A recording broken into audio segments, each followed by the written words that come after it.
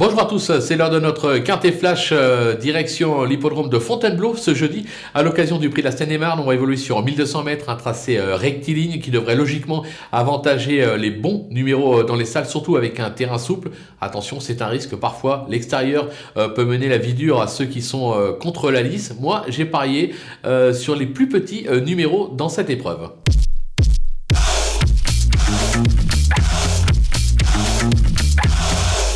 Allez, on attaque avec nos bases. C'est le numéro 8, Be Ahead. Elle n'a plus à faire ses preuves dans ce type de tournoi ni sur ce type de parcours. Elle s'est déjà bien comportée sur cette piste. Ses chances de l'emporter sont réelles. Le numéro 16, Lomu, cet Irlandais d'origine se montre d'une belle régularité. Il passe un test à ce niveau, certes, mais il a un petit poids et un excellent numéro dans les stalles. Moi, je suis convaincu. Le numéro 15, High Dream, qui est un spécialiste des tracés rectilignes, une spécialiste des tracés rectilignes. Elle ne possède certes plus de marge au poids, mais je pense qu'elle est capable d'en surprendre plus d'un dans cette épreuve. Attention. Les opposants avec l'As Kefir Memory, on le connaît par cœur, il est rempli à ce type de tournoi, il excelle sur cette piste, il fait bien le terrain, il est correctement traité au poids, même s'il porte l'As. À mon sens, il a encore son mot à dire. Le 14, Santi Delmar, qui manquait de rythme pour sa rentrée, il est monté en condition sur cette sortie, il a déjà brillé à ce niveau et apprécie la distance. Moi, je vais le racheter. Le 13, Big Freeze, on le connaît aussi, il retrouve le parcours de son dernier succès. Certes, il manque de repères dans cette catégorie, mais à cette valeur, je me dis que lui aussi est capable de venir brouiller les cartes. Le coup de poker, ce sera le numéro 10, Mary's Picnic, qui traverse une belle passe actuellement, mais monte ici radicalement de catégorie. Toutefois, sur sa forme et avec son numéro dans les stalles, ça devrait lui permettre de venir jouer les places à belle cote. Parmi les outsiders, le numéro 3, Bell Ace Blues, qui vient de renouer avec le succès à ce niveau en valeur 38. Alors c'est tout simplement le tenant du titre dans cette épreuve. Il était alors en valeur 37, il est en 41 aujourd'hui.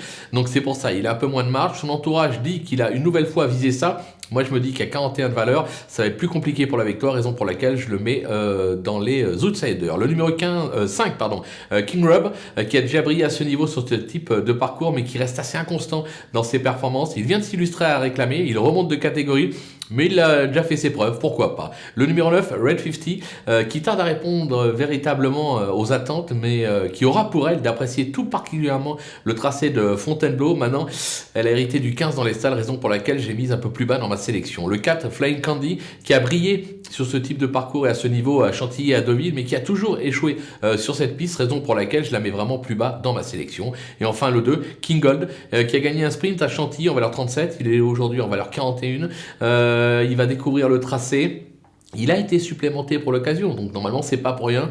Moi j'y crois pas plus que ça. Je le garde quand même dans les outsiders, mais s'il ne fait pas l'arrivée, je ne serais pas plus surpris que cela. Les délaissés, avec le 6, Wasashop, ce spécialiste des tracés de province a toujours échoué en 3 tentatives sur les tracés rectilignes, raison pour laquelle je ne le retiens pas. Le numéro 7, Heartbeat, qui a toujours échoué à ce niveau en 2 tentatives, il est surtout performant sur plus long. Certes, il a été supplémenté pour l'occasion, mais moi, je n'y crois pas. Le 11, Forza Capitano, qui est décevant et qui a échoué à chacune de ses tentatives à ce niveau, loin de son niveau passé. Je préfère tenter l'impasse. Et enfin, le numéro 12, Devil, qui vient de se classer 5e à réclamer. Il aurait préféré évoluer sur plus long. C'est une deuxième course après une rentrée. Je me dis qu'il n'est pas prêt. On va attendre peut-être, pourquoi pas, cet hiver sur l'hippodrome de Cannes-sur-Mer. Voilà, on a fait le tour de cette épreuve qui s'annonce des plus ouvertes.